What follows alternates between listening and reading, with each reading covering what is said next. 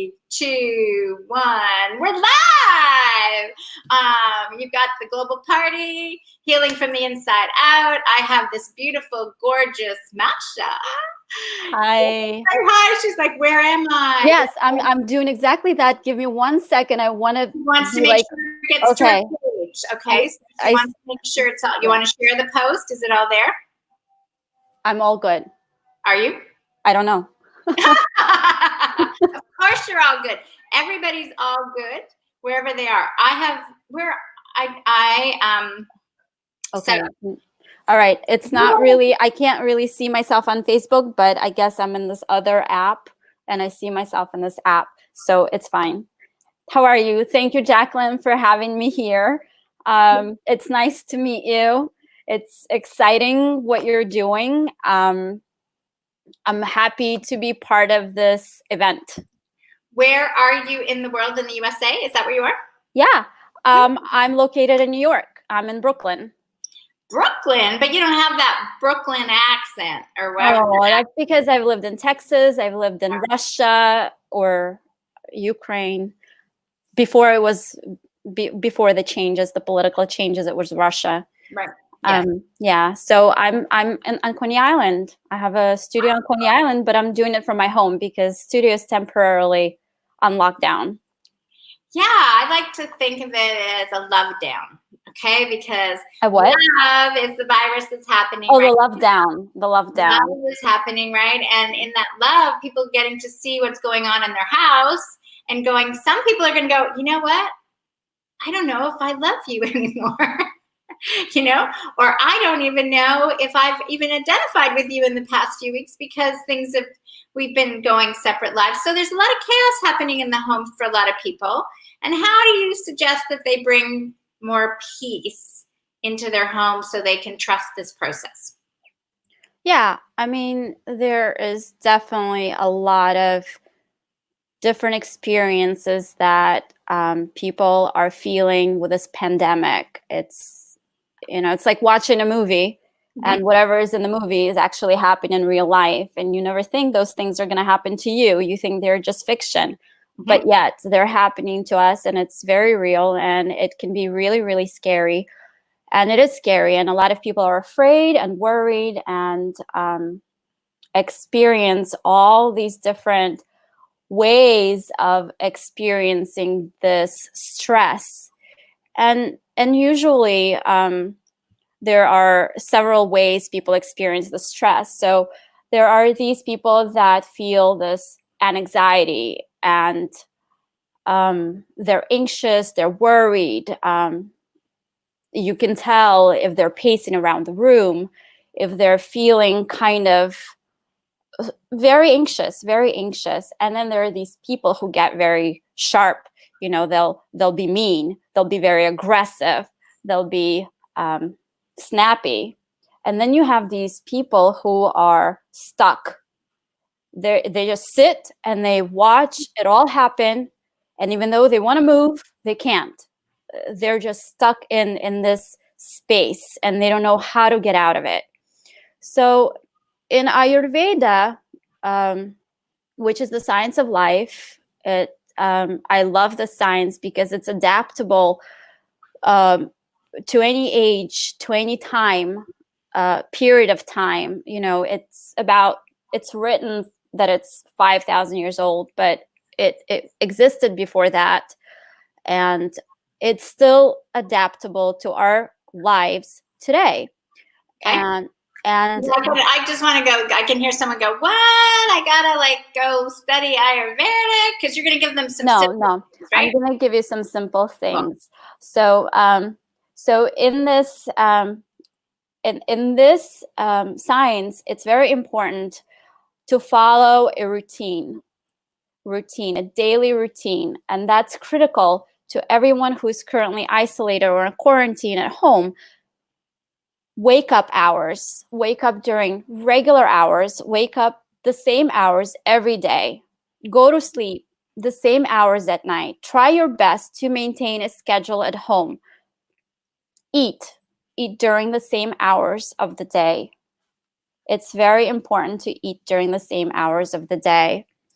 there are things that you do between wake and eat and sleep. Mm-hmm. And it's important to have a schedule. Part of having this healthy outlook is taking care of your body and mind in a healthy way. And some of these things are, when you wake up in the morning, take the time before you step out of your bed to set an intention for your day. This intention can be just for this day. I'm going to breathe today and I'm going to smile more. I always laugh at that one because we all breathe all the time. People say, just remember to breathe. I'm like, oh, of course, that's all we ever do. Oh, but this is a different breath. Breath is a different type, right? This is a mindful breath. This is breath of awareness. This is, I am able to take this breath in and out, and I'm going to do that at 3 o'clock every day.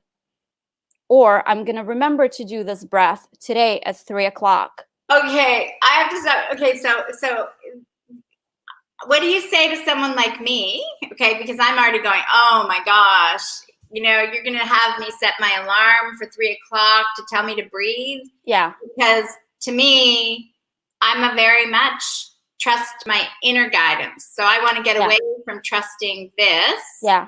So are you saying, will I eventually just naturally tune in at 3 o'clock? Because, or do I have to set my alarm or be aware that at 3 o'clock I'm going to breathe? Yeah. Because to me, that just feels forced. Yes. So there are the people so people, when they go under stress, they go, it's very important to have these anchors in place for them to rely on. So knowing that your alarm is going to go off at 3 and you have to take your breath because you made this commitment, that's what you do. You just show up. And a lot of people who don't like that, they're not going to do that.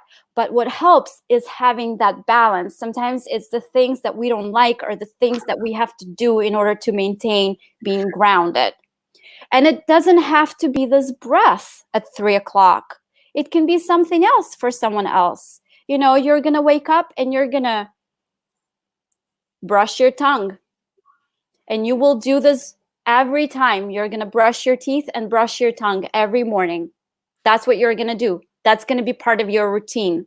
So the benefits of, because you're talking to somebody who is very much in the art of surrender and being in life flow and trusting the process, mm-hmm. and knowing that never do I have a day that is the same. Okay. Mm-hmm. I say, kids wake up, they don't say I need to do my yoga before I get going in my day, right? They're in our inner sense, it's connected. Mm-hmm. So speak to me as in the sense of, what is the benefit when you're saying someone's under stress, right? So, because a lot of people are right now, right. They're like, uh-oh, my life has been completely turned around. Mm-hmm. And they're forced to look at their habits, mm-hmm. and their life.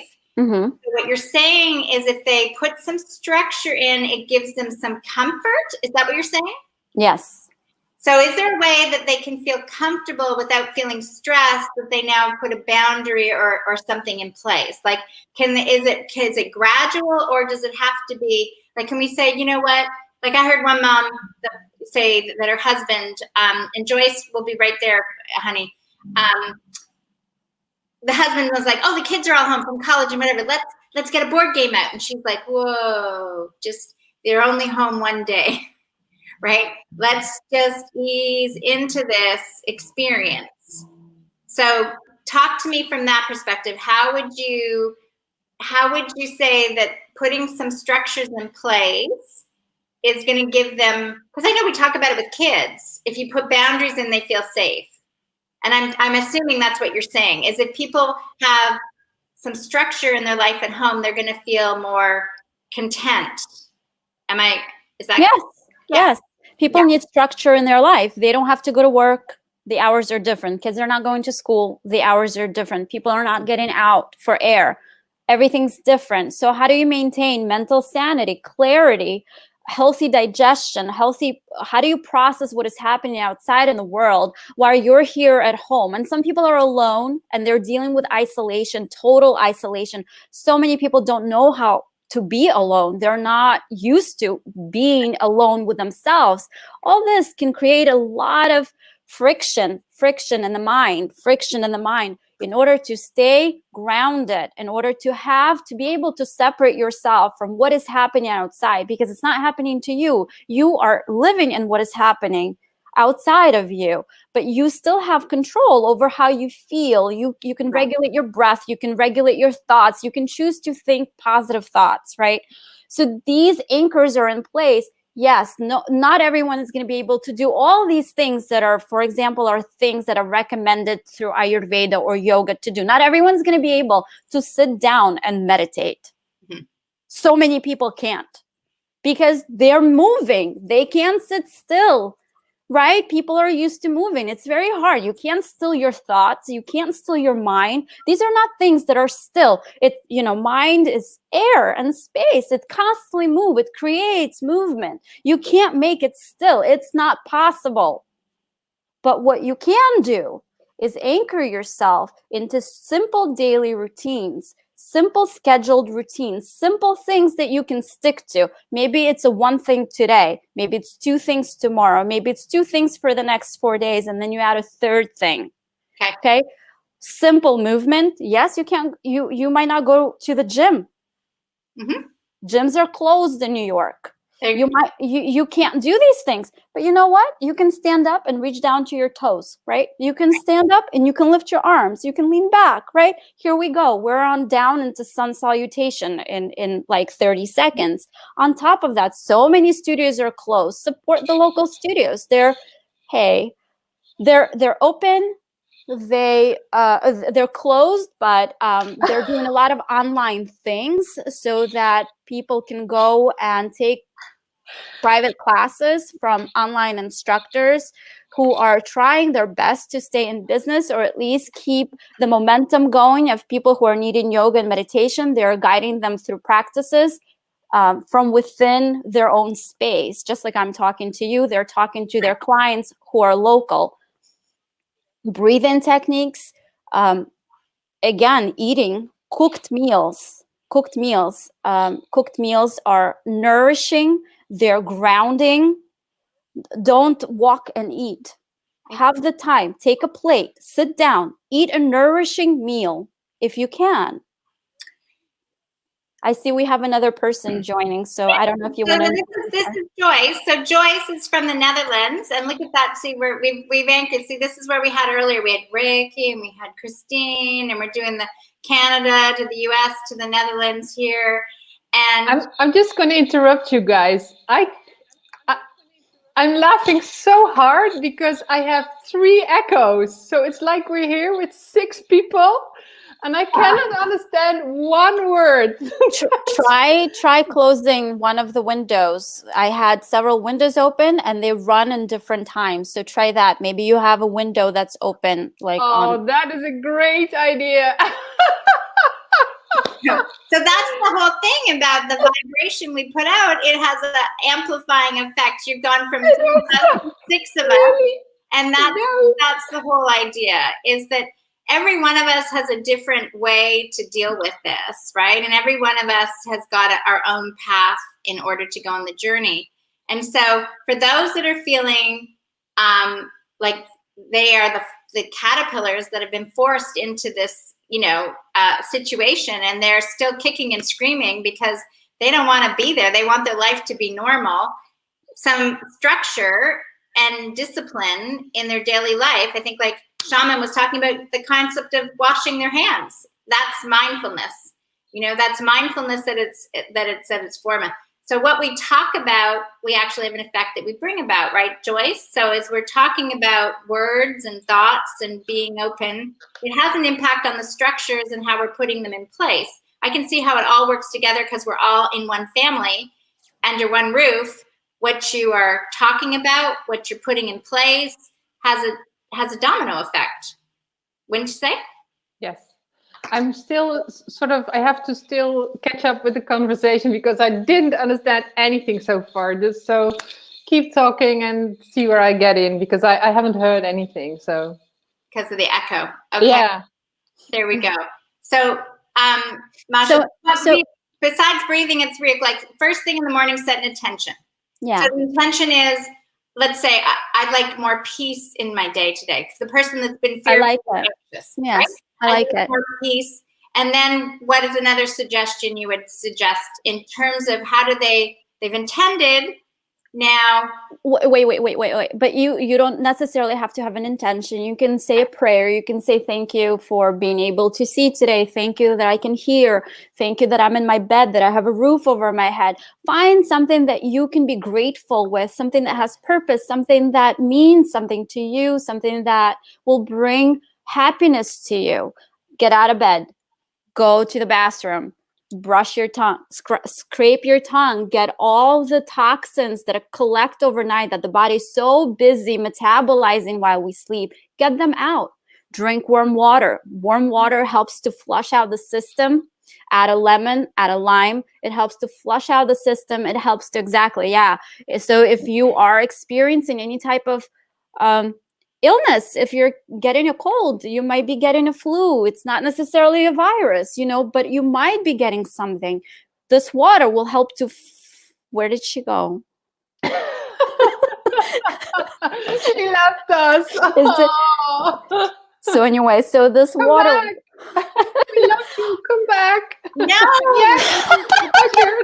Thank you. Go with the moment. Sometimes there isn't structure. It's so amazing why of all the people that your 3 o'clock didn't happen the same way it was, because it was, there you go. So no, I'm sorry. I had to jump out. My dog had to get out the door. So drink warm water throughout the day. Then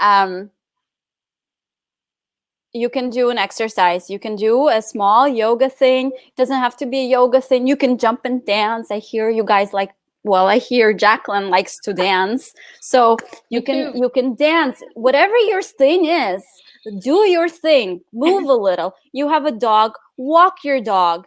Yes. Walk your dog. Spend time with your children. Do yoga with your children. Do something that is where your body is moving a little bit. Because if you are experiencing stress in a way that you're stuck and you can't move, what do you got to do when you are stuck and you can't move? You got to move. So do slow movement.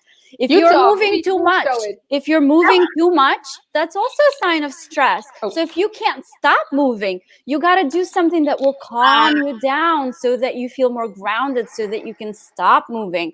You got to find this balance. It's not about the discipline. It's not about doing this at particular hours. You've got to find structure within which you can exist. You got to adapt the things that bring you enjoyment, help your health and well-being, so that you can function and respond to scenarios in your life in a healthy way, including the pandemics. Like, you're responding to this versus reacting, versus of ripping hair out of your head. You are, okay, this is where we are today. I can accept this because you know what? I have these anchors in place that I can lean on, and they support me no matter what happens on the planet.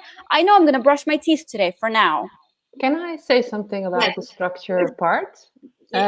Because I think people are very different, and I think it's structure is definitely very important, and it really helps you get through the day, especially when life is a chaos, or it's different from what we're used to. But for me personally, this is also an opportunity to experience flow, because we have deadlines and things we have to do at work usually, and now it's more we have more freedom, right, to move through our space. And everybody, if you have a family, there's like, oh, you have to go to this kind of class at that time and bring the first kid at 7 to soccer and the second kid at 8 to, that's usually how a family works, to get the family going. And right now nothing of that is there. So it's also a nice opportunity for families, for everybody, but especially for families, to experience flow from what you need, what you feel, from what's from the inside out. And I think it's definitely important to and dance and sit still and brush your teeth and do all that stuff. But now is a nice, it could be a nice experiment to connect to yourself and feel when you want to do what, for the one and sole purpose that you want it and your body wants it, and not because something from outside says you have to do it. So that's just to add to the experience. I would kind of concur. That's what I'm just saying is, what are the simple things? Because as I'm walking about down here in Toronto, is one of the that people say that have been, let's say, the people that are going to work all the time downtown Toronto and have been doing, is that they're breathing now. Yes. Like they're breathing, they have space. They are not rushing kids off to 3 o'clock thing. Their whole life used to be a rigid schedule. So that's what I was just saying, is the idea of setting my alarm for 3 o'clock of breathing is back to that old way of rigidity, where maybe for me, it just naturally, I'm going to go, oh, I just remembered to breathe now that I talked to you guys. I'm going to turn off here for a moment and go. That's the experience I'm having. And when I'm talking to sort of regular people that have never gone to a mindfulness or never studied Ayurvedic or anything from a personal development or spiritual sense, they've been very much just in that space of I'm working and I'm doing all the traditional things I've been told to do. And they're feeling, oh my God, I like this pause. It's a mental health and wellness week. You know what? I have permission because I can't do anything that those closets didn't, that I wanted to clean, get cleaned. Or some lady told me the other day, oh, I wanted to paint my kitchen for years. I'm going to paint my kitchen. It's like this freedom and permission to just relax. Yes, the freedom and the permission, yes. Precisely. So your thing, Jacqueline, wouldn't be taking a breath at 3 p.m. Your thing would be cleaning a closet today. Washing your kitchen. A global party. No. Yeah. So that's your thing. You see? So the concept is the same though. The idea is the same. But what your thing is what you find. And for me, for example, because I'm creative, I work with energy. I'm a yoga teacher. I do study medicine and work in that industry. But I like to make art. Mm-hmm. And I find this rhythmic movement of painting my art nourishing. It builds me from within. And gives me energy to put out into all my 2 children, my dog, and my life around me, right? But I've got to do it for me. I've got to take these things that are, somebody might be cleaning their floor. Somebody might be gardening. Yeah. People do different things. There are these things that, we're talking on a global scale. We're not discussing like individual, every specific issue as per individual. But yes, this medical science does go into individual states of mind, individual bodies, manifestations. So it can be built according to each individual person. But on a global scale, we're talking about just wake up every day during the same hours so that you have the energy to function in the day. Go to sleep during the same hours. It's so easy to wake up at 12 or 2 p.m. and, go to sleep at 3 a.m. when you don't have to go to work in the morning.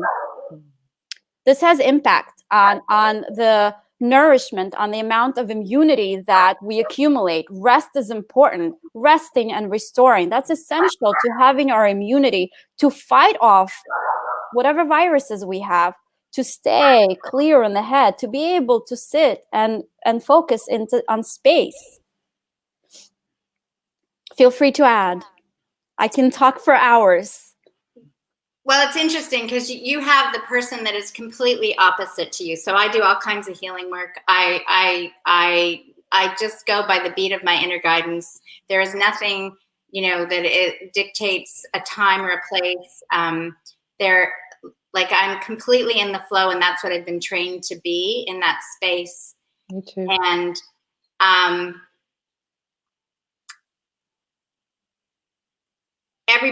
the whole point is everybody in the world is, like, from my perspective, every single one of us, and this is what the great thing, we have 3 people here, and each of us are different, and each of us come from the same source.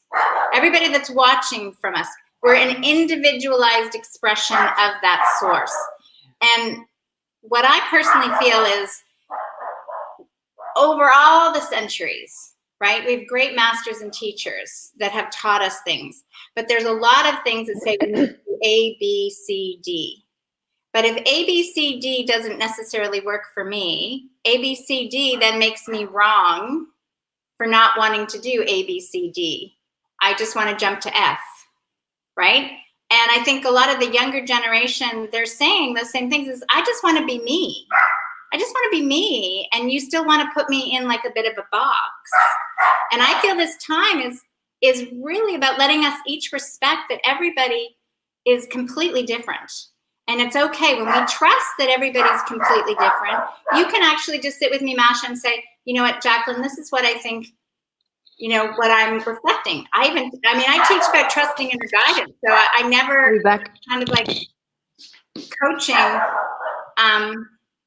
It's like fire your coach, in that sense, because you know what's best for you.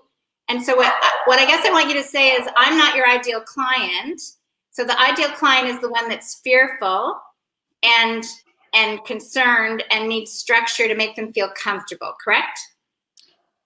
Well, it depends what you're experiencing during the pandemic. Like, if we are talking about the stressors of pandemic, I'm in New York City, you can call it a lockdown, you can call it a lockdown, we can call it whatever you want, but people are at home and there is a pandemic. So if we are dealing with questions about the pandemic and we're dealing with flight, fight, or freeze responses, which are real psychological, automatic things that happen to a person when they're under severe, enormous amount of stress, then this is what I'm proposing. This is what Ayurveda says. These are the things you do to bring your mind and body back into balance, for you to have this spiritual connection where you can navigate what is happening, your experience, in a more peaceful way, so that you can participate, lessen your stress, take care of your health, take care of your mind and body. Now, if we're talking about someone who's not experiencing the stressors of pandemic, and you're not in this category, a person who's experiencing these responses, then I was saying to you, like, why are you here to see me? What are the 3 things you want to work on in your life that you need to work on? And that's why you came to see me. And then going from there, I would work with you differently. It depends on what your needs are, right? I can't work with you about on pandemic stress relief if you're not experiencing the stress of pandemic. Right. So we want to make sure you put your link down here on the thing about how people because this will get shared to those types of people eventually, right? Because more of the chrysalis people, the people that are in the space of going, can I trust it? Are leaning towards this conversation, right? Because they feel most confident that it is working to everybody's advantage. But you're really focused on the ones that are kind of very much still, they're scared. They're the ones that are being forced into this transition, and they're kind of kicking and screaming. Is that a good assessment? Yeah. I mean, okay. We could call them kicking or screaming, but that it's normal. I mean, it's normal to have these experiences. Some people don't experience that. They can still work. They can still feel positive. They have things that they feel grateful for. They can say, I'm grateful that I have food. and they really are. They're not focusing on all the negative things that are happening. They're finding these positive aspects that they still have, and they hold on to them, and they're able to cultivate love around that, surround themselves with this loving and kind energy, and they're able to give it to others. And then there are those, and there are those that aren't feeling that. And I think that in my passion, I think my purpose is to help people who are not who are having who are on the path. They're on the path to feel peace. They might not feel it, and you know what? I don't feel peace all the time. I'm locked down in New York, and when my kids went to school and took a transit for an hour and went to a public school where they could have gotten a coronavirus, trust me, I was not feeling at peace. And these anchors that I give others are the anchors that will help me deal with the fact that my children could be exposed, and God forbid, or someone you love, our dogs can be exposed. Right. Okay. So if that's that makes perfect sense, because we can put that link in the way that those that need that will be there. Because I know Joyce is about words and affirmations and thoughts and how they move you into a different space. She says, I like starting to smother you. And so would you be in those words and space? And gratitude is a great one. I just heard someone say they get together every morning with a gratitude. They call it gratitude choir. And she says, so you might be grateful. This is, I'm grateful that we're all here together. And someone else says, I'm grateful I had bacon this morning. And she's like, oh, yeah, that's a good one you could be grateful for. So everybody has something different. So Joyce, what would you say about the words we choose to go with this experience? And at the same time, I'm actually going to bring up another beautiful person all the way from down under. Yes, Miss Deborah Flanagan from Australia. Welcome, Deb. Hello.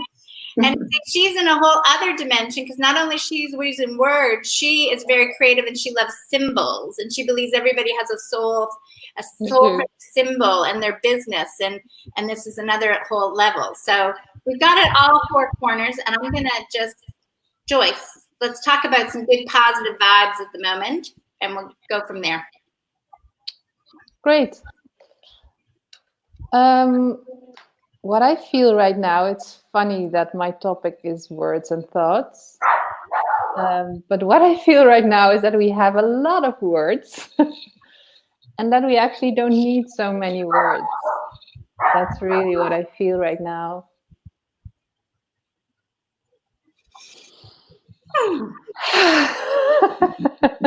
This is our dance. Yes, exactly. That's right.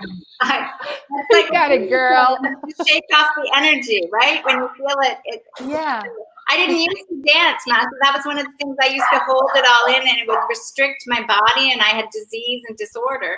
Now I would go, and like sometimes it's just like, whoo, go away, and breathe. So nice.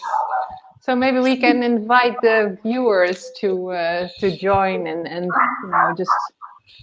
You can stand up, Deb. You can dance too. There you go. We can do the head moves. Because words are just vibrations, and we are just vibration. So it's never so much about what you say. It's always about the vibration you bring across. So like they say, it's not about what you say, it's about how you say it. That's really true. And I clicked words and thoughts because that's where my vibration went at that moment. But really, I work with vibrations. That's all I do. And that's really also why I feel I'm here. Just before I entered into the conversation, I sat down here and there was this big golden energy rain. Just, it's coming down, and then I ask it to go around the globe, and I think, okay, that's why I'm here. That's possible within this collective, within why we are gathered here. So I'm grateful for that. If that's what happened tonight, then I'm already grateful. Words or no words. Yeah.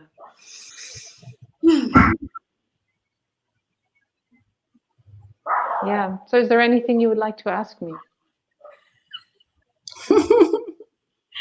Any one of you? I totally concur with you in terms of for me, it's like transmissions on, and Deb will tell you that it's like I got to do a live now or speak it out, and it's done and it's complete. It's like the prep work I did for Global Party 3 years ago was almost for this to happen in 2 days for this particular experience. So it's when you trust the process, you trust the process. It's like you said, I'm just the open channel. We're all just open channels when we're really connected to source of that experience. And everybody has a place in this great masterpiece. Yes. And yes, some people are going to suffer and some people are going to die. But that's always been going on. Yeah. That's always been going on. We're just completely aware of it now. And people are getting to choose, what are they listening to? That's the only thing. I mean, 25,000 people starve of hunger every single day. We have about 12,000 victims right now all over the world in I don't know how many weeks or months. So it's not really the number that makes it so horrific. It's more that it's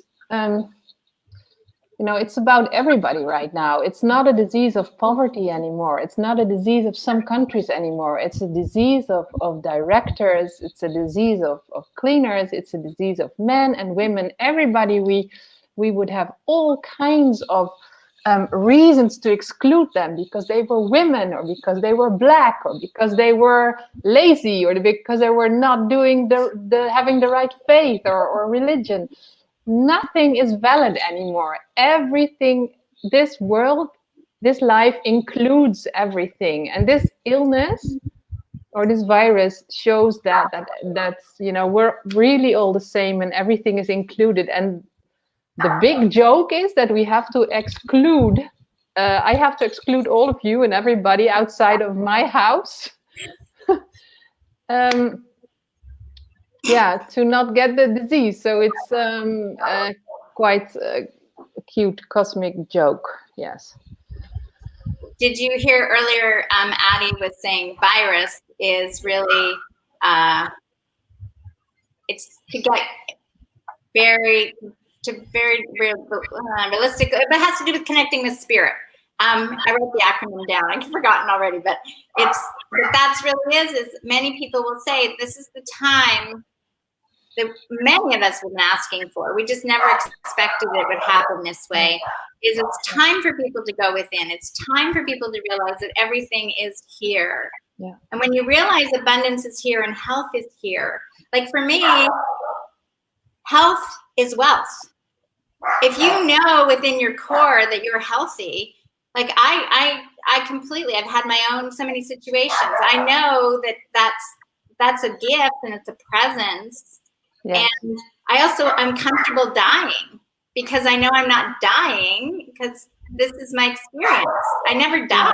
So the fears of dying, the fears of losing money, the fears of losing your habits, the fears of losing your ego, those are all being confronted globally in an instant. Yeah. And the beautiful thing is we connect, we all have this basic fear of dying, right? And right now it's connected with money because all of us have led many lives in which we died from hunger and because we didn't have any money for food. So no money equals death. And right now there's a new situation. Something else equals death, which is social proximity, which is hilariously, that's also one of our very important needs to survive. So this situation puts everything upside down and really makes us rethink the full structure of this society because it's really, I mean, the pyramid, the money is up there and health is just being assumed and it's, you can even buy it. And And right now it's not. You can have money or you can have not, but it does not matter. And that is a really new and very scary situation for a lot of people. And now suddenly people with money are threatened. And now suddenly we have an important disease. Yeah. That's so the truth, right?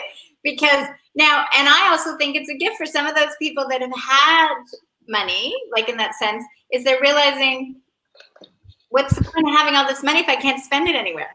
Yeah. Right? So their hearts, I feel, are opening, and they're starting to say, well, you know what? I got to take care of my employees.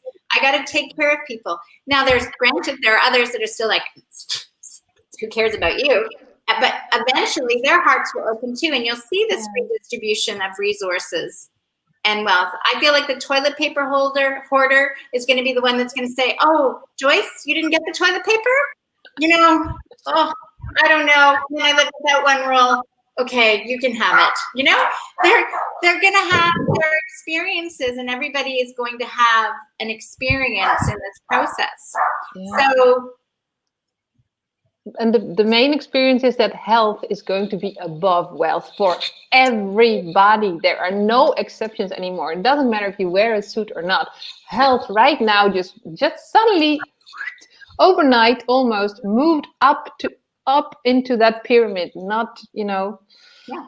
It's not the money anymore. So this really turns around so many priorities for so many people, and I'm really curious what will happen. I have no idea, because that really puts upside down this world, and I'm very, very, very curious what will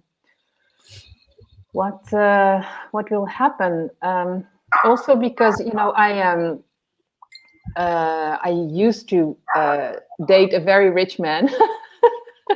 And we would travel around the world, and we would have, and, you know, go out for dinner party, very nice. In that experience, I ended that situation, that's a relationship, because there I found out that it was really nice, but it was not what my heart was actually looking for. I was looking for something else, for a heart connection. So I already had that experience for myself, so I already knew it. But I'm a person in this world, and I'm connected to this collective where still every day all the messages around me through people and in newspapers, and also in you know, in the cloud of all the thought patterns and everything, money still plays a very important role. So still, even if I have that experience in my own life, very, very present, very physically, that something else is more important than wealth, it is still really, really, really hard to not prioritize on money, because everything around me does. So this crisis also really, I really hope it gives a boost. It really gives an opportunity to people to really do it differently. People, I mean, we've all experienced, I think many people have experienced situation in which, you know, yes, my health is so much more important than my wealth, but now you are being supported by the universe to actually feel it, believe it, practice it, because so many people at the same time are experiencing that, especially in the West. I mean, you still need enough wealth to buy food, because otherwise you're still gonna die. So that's always a tricky thing. But in the West, where a lot of power is, and where a lot of that will be, like, I know some restaurants are now, they can't serve, but they've opened up to feed some of their community. You know, different people are coming up with different ideas. Is it the same similar stuff going down in Australia? Well, we're not in lockdown yet, so that's a good thing. We have gone through the shelves being bare with certain things, and a bit of panic buying, but they've put restrictions on you know, certain things, so that doesn't happen. They have given the elderly a specific shopping hour so that they can get their things, so they get to shop the first hour of trading, which is great. So I think the supermarkets are dealing with it really well. And when I had to go grocery shopping for the other day, it was very calm, and yeah, there were still a few things missing, but you could get most things. And it was it just felt calm and normal, so that was really nice. Because I was a bit like, oh, what's the shopping center going to be like? But yeah, I think well, from what I've experienced, the panic is subsided a little bit. Although when it comes to people talking about it, everyone's still in that social isolation and not coming over because, you know, such and such is concerned about the CV. And I basically call it the fear virus. That's what I call it. So yeah. So schools haven't shut down yet, but I guess it's wait and see what's going to happen there. I think some are looking at closing on the last week, some of the private schools anyway. But yeah, so I think things will be interesting if we go into shutdown. We're not there yet, but yeah, trying to not buy into all the hype and the conversations and so forth. So yeah, some interesting times. Well, it's kind of like Canada, like we in Toronto here. It's different in BC, I believe, but in Ontario, we are socially isolating. So we're supposed to be the 2.5 meters, you know, away from people, but we're allowed, you know, the same idea to go down and to go out. No more. I think we're still on. We could have groups of 50 if needed. But restaurants and stuff like that are, you know, I think they're closed. So they really closed down everything that anybody could spend money on, Joyce. So that was like, yeah. And this is where the thing is. It's like then people are like, oh, I'm hearing kids in the street again, right? They're playing on their driveway. You know, they're playing you know, things that they just would never do because they were being rushed off to organized arts, crafts, dancing, whatever, right? It was all so organized in terms of them that they're now getting this free play. You know, kids in the forest just kind of like walking and digging and checking on things. And I honestly feel that everybody knows deep down they know it's going to have issues, but it's going to be a better world when we come through this. But in the process, you always lose some changes, right? It's like the software upgrade. You all have to decide if you're going to accept the terms and conditions before you take the latest software upgrade, because you might not get the same things before, you know that, yeah. Right? And you have to agree to the terms before you get it anyways. The only thing is we don't get a choice here. We just, you agree or not. And that's what amazes me. I hear different rules in your country and different rules in your country and different rules in my country. It's so funny because it's the same disease. We're the same kind of people. We have the same kind of risk. We have the same kind of society. I mean, in terms of virus, contagious risk. But we all have different rules. So it's a little bit and it's changing all the time too. It's constantly changing what the rules are, you know, because we had, first of all, it was 500 people. Now it's 100 people for indoor. There's the 1.5 meters for us. You mentioned 2.5, Jacqueline. So I had to do my sparring. I had to do my taekwondo yesterday, and it's pretty impossible to keep your 1.5 distance while you're doing sparring. So that was interesting. I think I broke the rules there a little bit, but it's interesting, shall we say.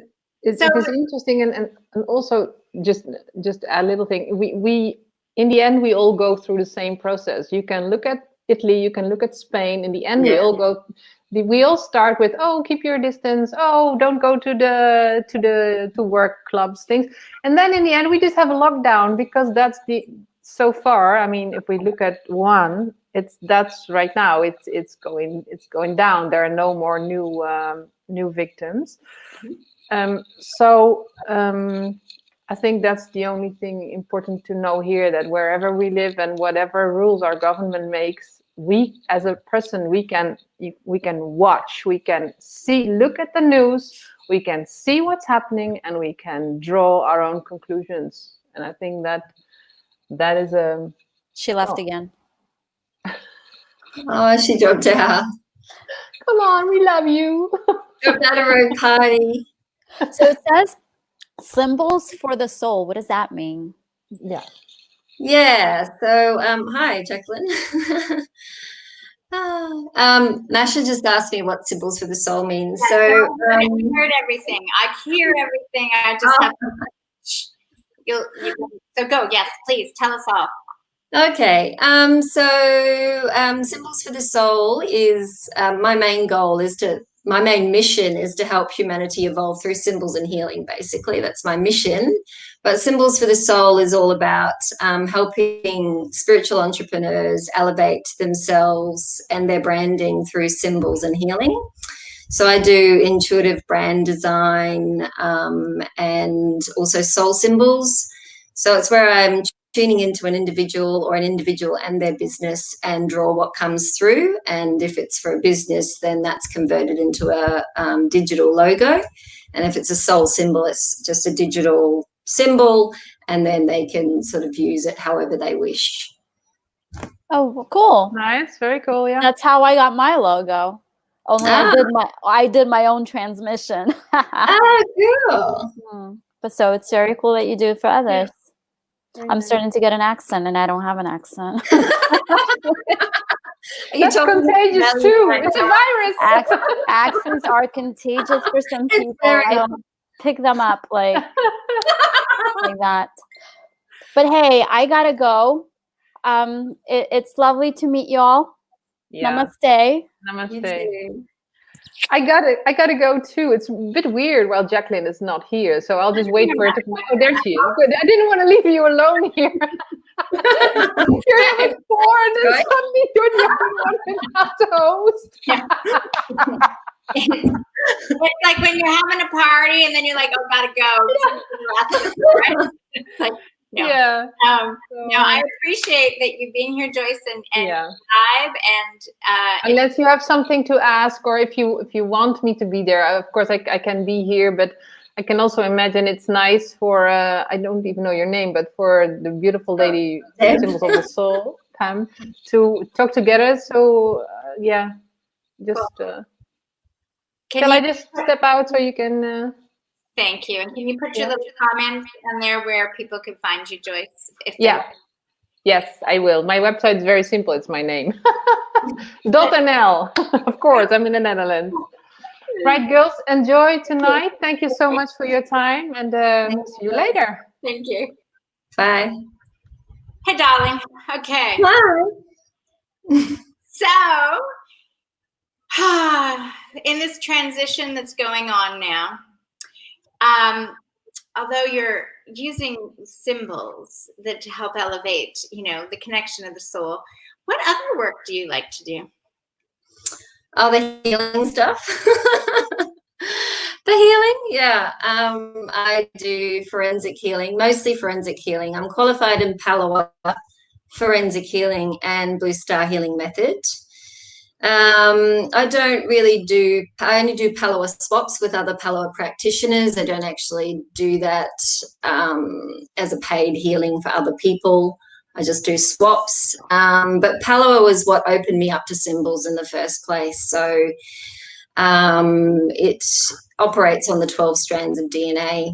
And Palawa, like Reiki, you have to learn symbols as you learn the healing techniques. So you have to actually sort of trace over these symbols and so forth. And then, once you then get your attunements, and then all of a sudden I just started to write lots of light language and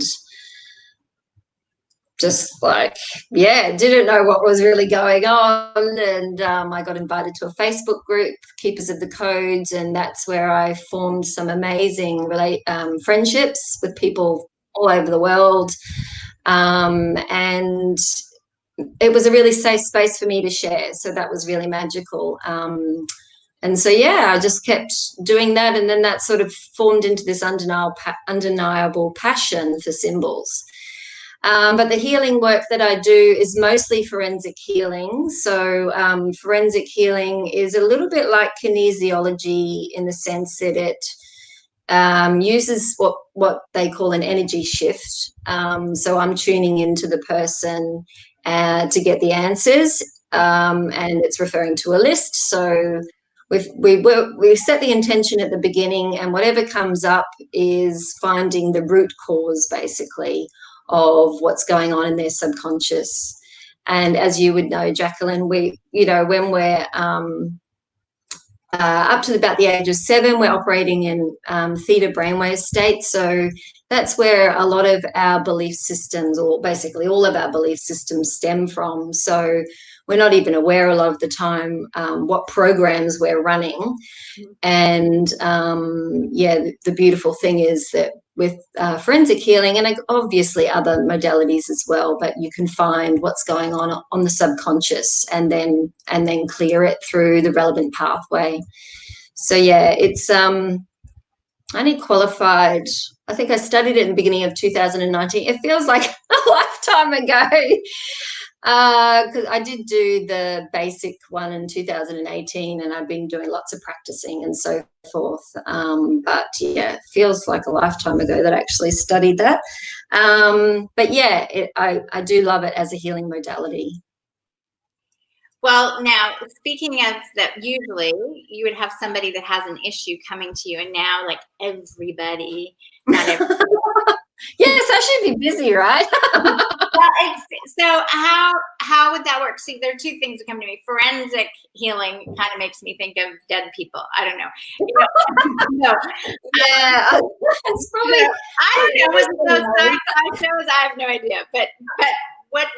So is there a different meaning for that forensic? I think the reason the person that created the modality uses that word is because the forensic is the investigative part. Like when you think about forensic, they're finding what happened to that person. So that's sort of the investigative part. That's the kinesiology testing part. But then the healing is obviously clearing and shifting it through the relevant pathway. And there's 6 pathways with forensic, but the beautiful thing about it is that you can add your own modalities into it. So I could add the blue star into it, I can add my symbols into it. So yeah, whatever other modalities you've done, you can bring that in and basically make it your own. So yeah, it's great in that way too.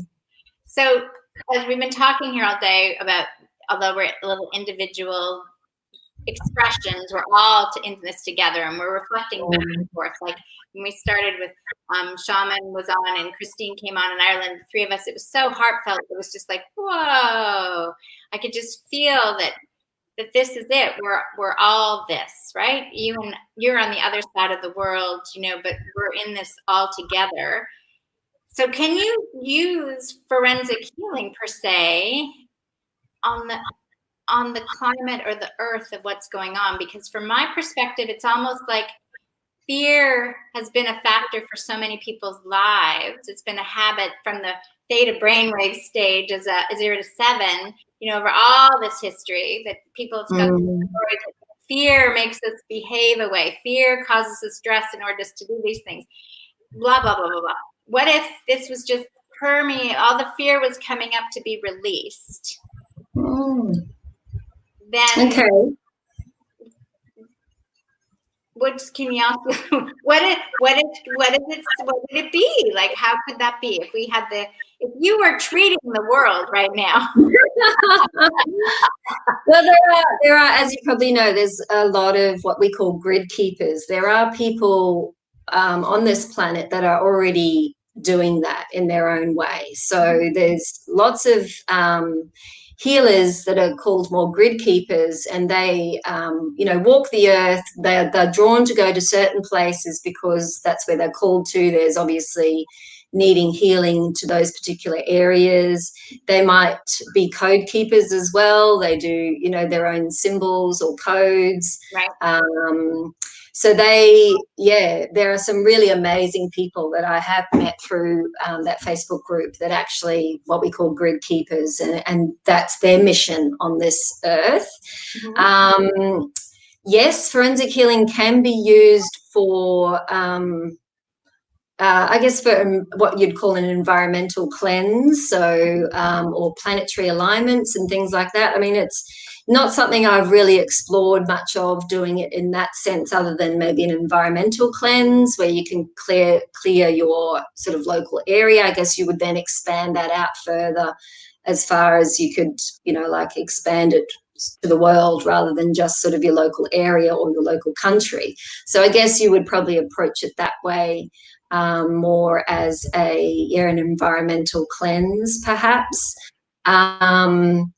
Yeah, it's something I haven't looked into a lot, but it's a very good idea. So I probably need to have a look and consider that, and have a look and see what pathways may be necessary for that, because there, it does go into some pretty dark, deep stuff, like in regards to the spirit and the soul stuff, where it is focusing on clearing a lot of the dark energies that are on the planet. Well, we're holding within ourselves, but we could switch that around to more on the planet Earth and that kind of thing. So yeah, it's absolutely possible.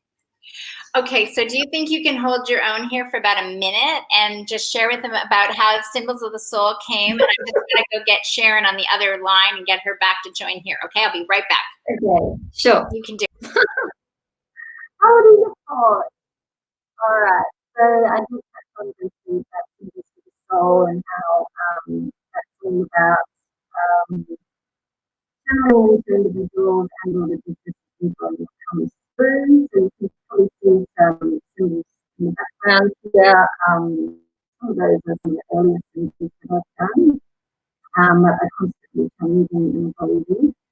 And symbols hold a particular frequency, and so they can help to shift things within the DNA, they can help to activate the DNA, and they can work on a healing level. I've had some people, when I've seen symbols being posted, in Facebook or wherever, and said that they've got an instant physical reaction to a particular symbol. So yeah, it all depends on the individual. They may feel a physical shift within their body, or they may just take it on the subconscious level, and it all depends on the individual and where you're at. So yeah, they can be incredibly powerful, but they're meant to speak to the heart and not the head. So that's the other thing. Many of us are still operating in our heads, not so much our hearts. So symbols, which have been around for centuries and millenniums, and part of the earliest civilizations obviously communicate through symbols such as the Egyptians and the Mayans. So they are a powerful form of communication that holds a deep, significant meaning. But yeah, they're meant to be interested within the heart space. So if I bring through a symbol for an individual, you may have your own interpretation of what it means.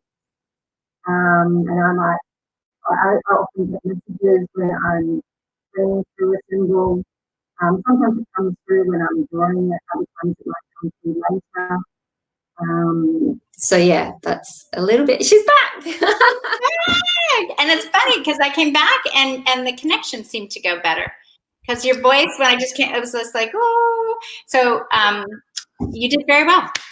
Thanks. This is rambling. What am I going to talk about? I have no preparation for today. I'm just letting it flow. Yes, well, that's what it's all about. We were being in the moment. So since this day has gone one of these ones where I hadn't, well, I guess it's part of my experience, is I booked everybody sort of like this every half hour to share, but nothing.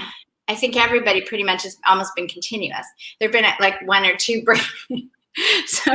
So Sharon was on her link, but of course her link isn't working because I'm over here on your link, and here she is now. So I'm going to bring. So Sharon is Hello.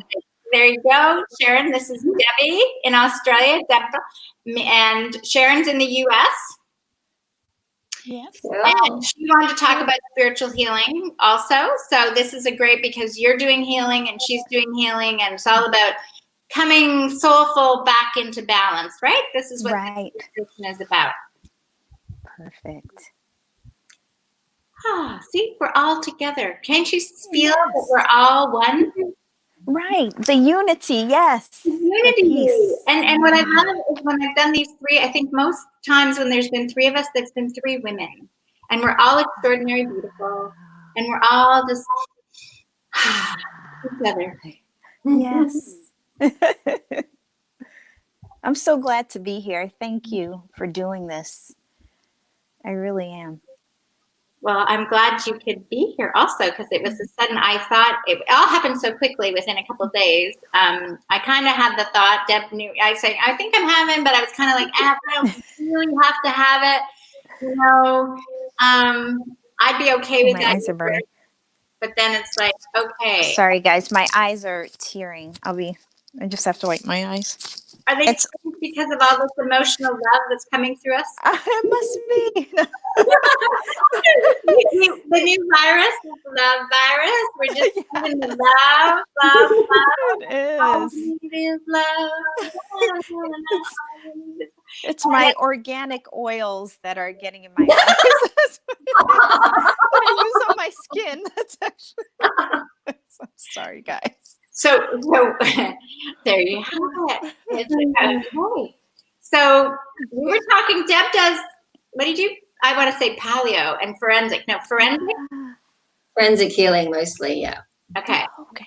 And what type of spiritual healing do you do, Sharon? Well, I come from a Christian background. Mhm. So my healing is really with my coaching and helping women to reconnect with God, with spirit, universe, whatever you call that higher power that holds us here, and helping them to see their connection to it. And the women I work with sometimes struggle with self-esteem issues and so forth. And when you understand that you're here on purpose for a purpose, you see yourself differently, right? So Hold on, that's what we work on. What is the tweetable? When you understand you're here for a purpose, this fits with mine. When you understand you're here for a purpose, you're on purpose. Is that what you said? Right. Yep.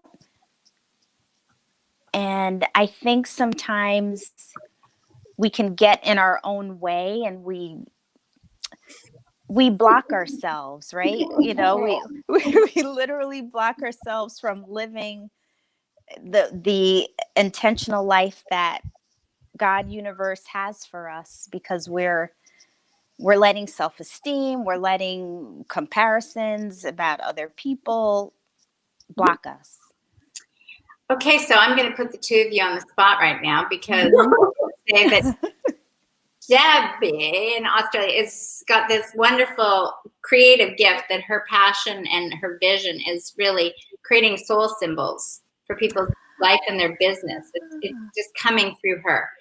And so she is that independent entrepreneurial female that would be attracted to you to make sure that she's really realizing her purpose and that she's on purpose. So what questions might you ask her, and how might this transition that we all just raise the vibe together and symbols for the soul are everywhere? I would say, I think looking at, you know, how do you see yourself? You know, do you see yourself as connected to the universe, as an extension of it, or do you see yourself just as this person trotting along in their life and, you know, you're not connected to anything? I think it depends on what hour or what day, but obviously when I'm doing a healing or when I'm channeling the symbols, I feel very connected. I feel very peaceful because I'm feeling connected to source energy. So yeah, to source, I just call it source. You know, people have guides and all this, and I don't. I know I'm being guided, but I just connect direct to source energy. I don't sort of say, it's this guide or that guide or whatever. Right. Source is one and the same, and it's all, God consciousness is all within us. Right. And Yes. I think that's basically what humanity has really lost, especially Western society mostly. We've really forgotten that the power is within us, and this coronavirus is kind of it's maybe forcing people to look within as to finding what's really important in life, and going back to the real basics, of the power is within us. We have, as Jacqueline's sort of taught me, so many things. But, we do have a choice in every single moment and every single day. We can choose the fear or we can choose love. And I'm still learning. Jacqueline knows I'm still learning. I've had to call her up and panic. We all are. I've lost it. I've lost my connection. I've gone down that. Because I'm so sensitive. I'm hypersensitive, and I have all these open channels that I do collectively take on the fear. I'm not scared personally of the virus. Right. I'm not personally scared of it because I'm very healthy and I look after myself and I'm not buying into that fear. But I did take on the collective fear. Because you gotta kind of put up your energetic boundaries a little bit, It's tricky because there's so much of it going on. But back to that. It's basically about feeling connected within, and that comes from the heart space, basically, not from here. But it's sort of that heart math that you have to, that heart. What do they call it? Heart brain coherence. There's like a Tibetan meditation where you can basically tune in to that and connecting the heart with the brain, and that's a really powerful meditation that can be done to just bring you back to center, basically. Center. Right. Yeah. Beautiful. I don't know if I answered your question. No, that's okay. It's like, I'm watching Sharon on this. There you go.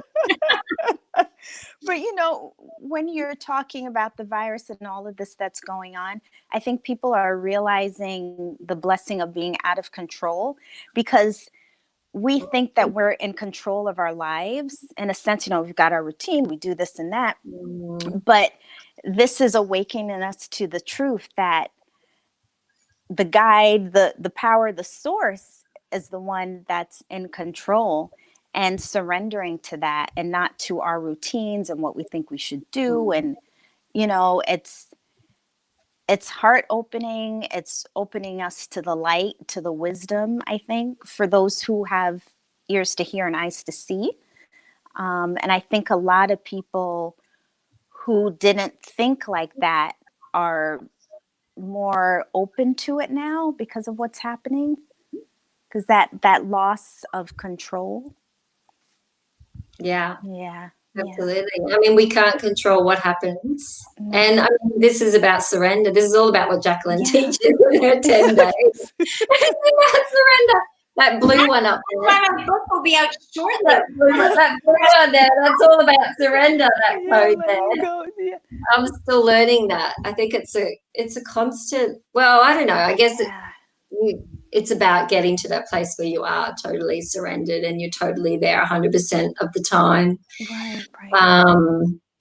And then and whatever happens, you're kind of what I call at neutral point. You're not reacting. You're not kind of. It's not good or bad or positive or negative. You're just kind of in neutral.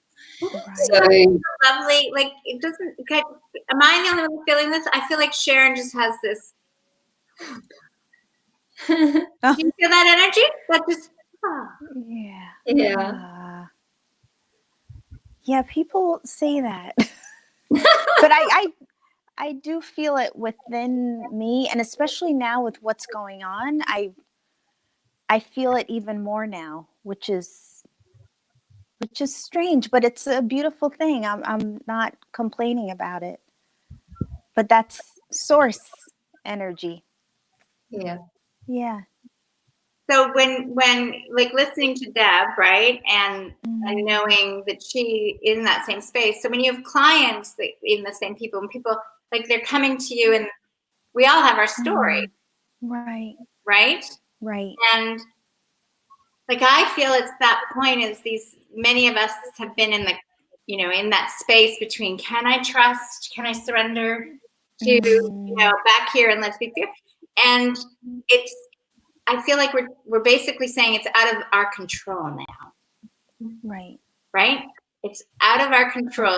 All you can really do is surrender now, because we don't even know what they're going to tell us tomorrow, right? Like there's like, what to be able to count on what the politicians were going to tell you, right? It was all, but it's all very like present that we're in space. Right. So how do you, like, for small business women that are you feeling that some of them are coming to you feeling, oh, now what do I do? Are they rising to their purpose? Or what is your experience over this, past 10 days? Because United States typically has been the woohoo with men makers, right? So in that stereotype. Well, the person I'm working with now, she is a Christian woman. So we've been going through different scriptures to get us to a place of being present in the moment. That's one piece. And then also just doing practices like gratitude practices. And I like to tell folks to hold an object, maybe if it's a shell or something from nature, and to center yourself, and not, the thoughts come and everything, but just to be in that moment with that object and what it evokes for you. And just really being present, like right now, and not worrying about what's going to happen next or what didn't happen, just being here. That's how we roll with it right now. So we actually have time to breathe and notice. Yeah. It's so true. Because we're always rushing around and doing a million things at once, and now we don't do that anymore. Well, if you go to the supermarket here, you're going to see that. In New York, people are panicking with the food, but I really don't get into that. I just go early and get my stuff, and like you said, not feeding into that energy, and not watching the news 24/7 and that type of thing, and centering yourself in whatever it is, whether you're reading your Bible or whatever spiritual practice you do, and tuning into that meditation, and ramping that up even more. Yeah. And so I brought this up earlier, and I'm going to, because from my standpoint, one of the fears is everybody's like, oh my gosh, I could die. And die by getting hit by a bus as well, right? Yes, I told my mom that yesterday. I'm like, I could get hit by a bus tomorrow. You know what I mean? Yes. Right. And so, I think Joyce was saying the other day, earlier, 25,000 kids die of starvation every day. It's just all of a sudden this illusionary idea that the numbers don't even reflect what's truly going on. More people die of so many other things, right? Right. But yet it seems to be so prevalent. And I feel like people have to go, whoa, because if you're a Christian, right? Like in the sense, I always say, I don't get it. I never got it since I was a little girl. I don't understand, because I believe in Jesus. So if I'm going to die, I'm going to go to heaven. So why do you care if you die? Because like I never got that one.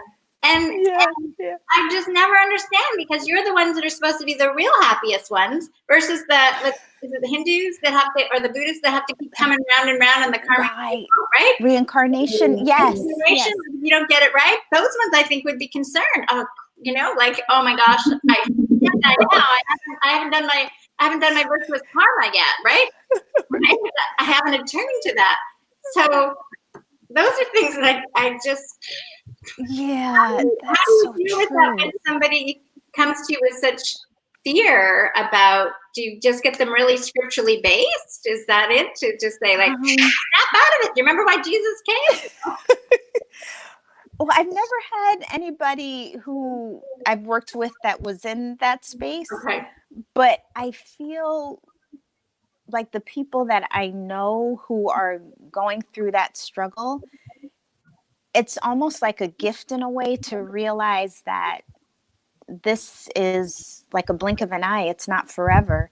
So you're more focused now, and maybe not as focused as you were before, because now you're saying, wait a minute, I could die, even though that's always on the table, but Right. now it seems really real, so you tune into the moment more. You're more aware of those things that you need to do, like the people in your life that you've been out of touch with. You call them, you share, how you feel about them, and people are thinking more like that now, I think.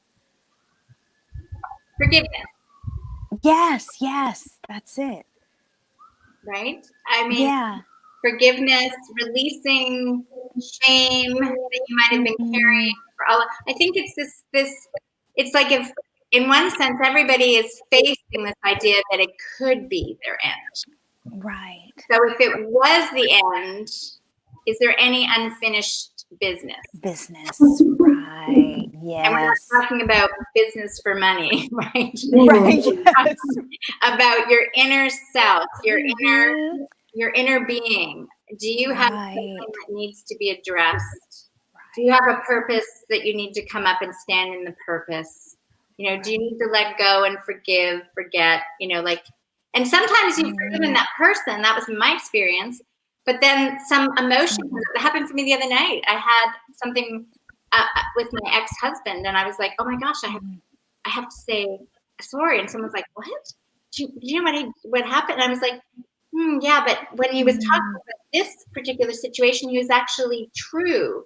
And I had blended them all together because I was like, you were just like this, but in this part, he was actually accurate.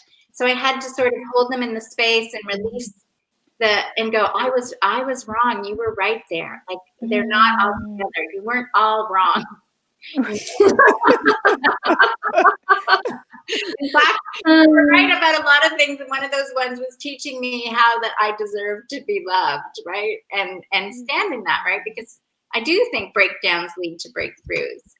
And this is one of these situations. I mean, from a Christian standpoint, I mean, wasn't that what Jesus was totally broken to give us birth, to say it's all forgiven? Right. And now we're in the season of Lent, right? So it's being in that wilderness, in the space of not knowing, but you're still moving forward. You're moving forward on faith,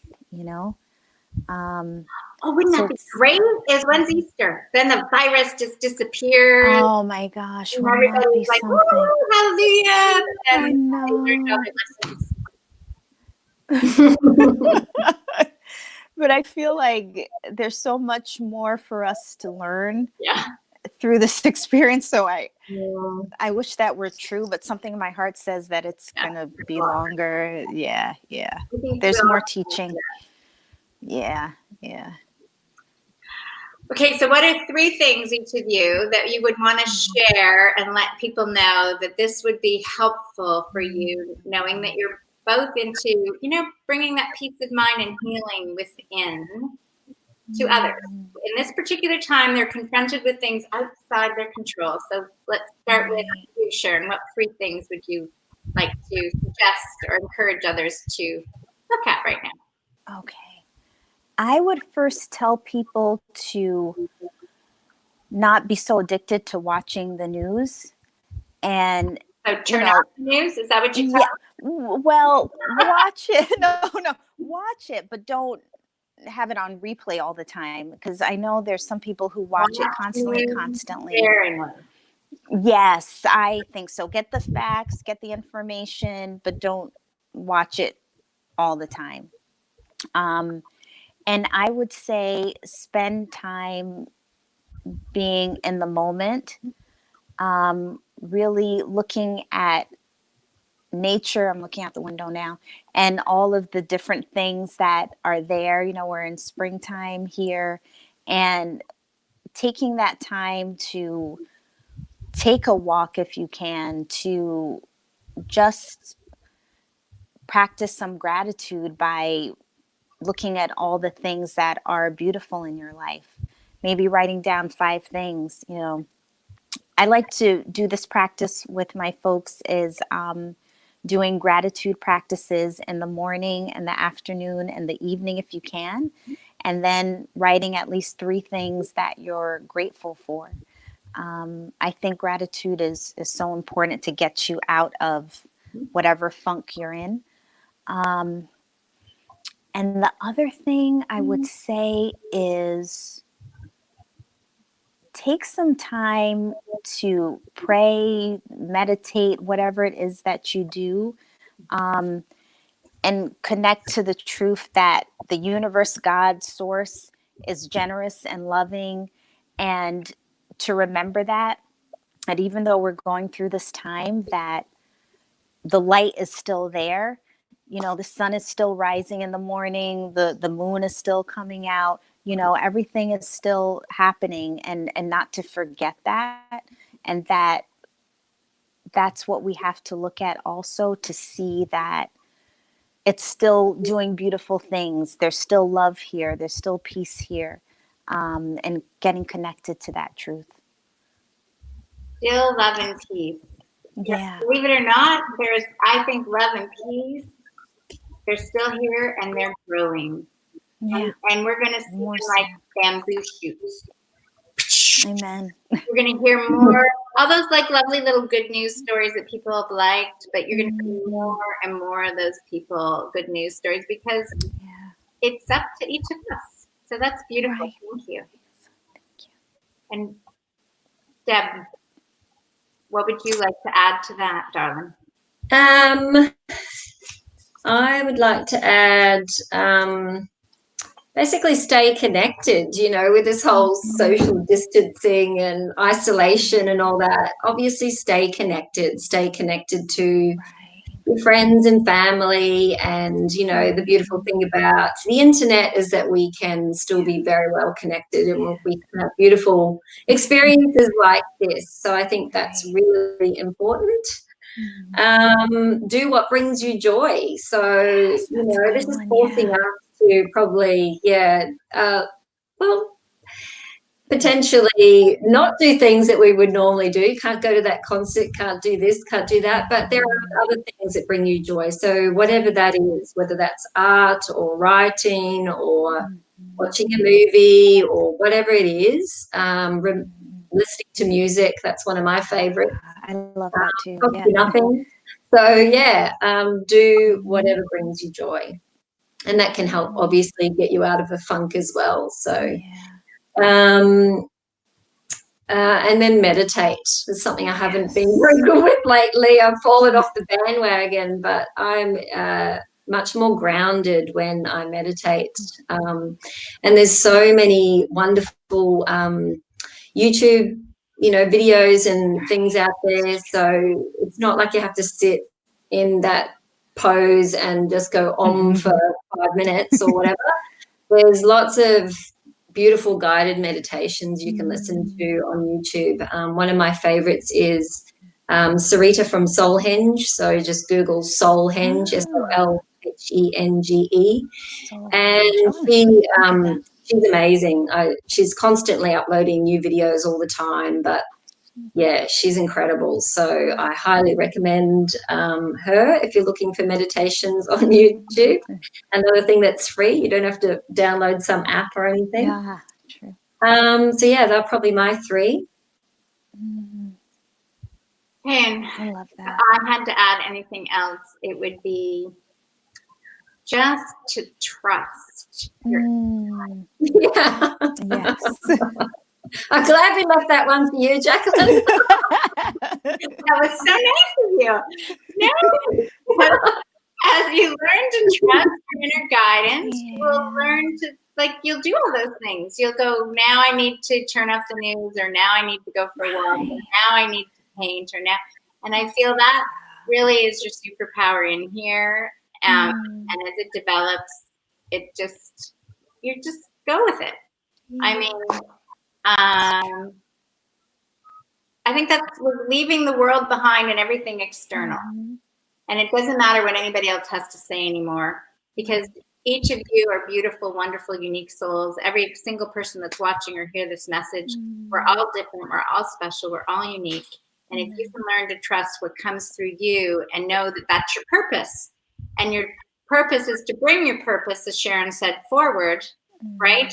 Then you know, Deb, every time you get a thought that says, oh, I don't know about this, symbols for the soul, is it, you go, yeah, baby, I know it's time, it's happening, right? It's all happening.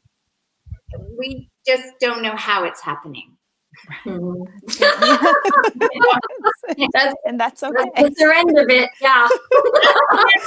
You know, that's the truth. So on that note, enjoy what's not happening or what's happening. Okay. I thank you for being here. Thank you. Go and have a conversation with 4 of the younger generation from Costa Rica. And they're going to probably have some thoughts that maybe some of us have yet to have. But knowing that they're, I think, all under 30. So you're welcome to listen in or jump in back in later if you got questions. But thank you for doing it. Thank you for having us. Thank you. Yes. Thanks, Jacqueline. Bye, everybody. Bye. Bye. Love to you. Bye. Bye. Bye.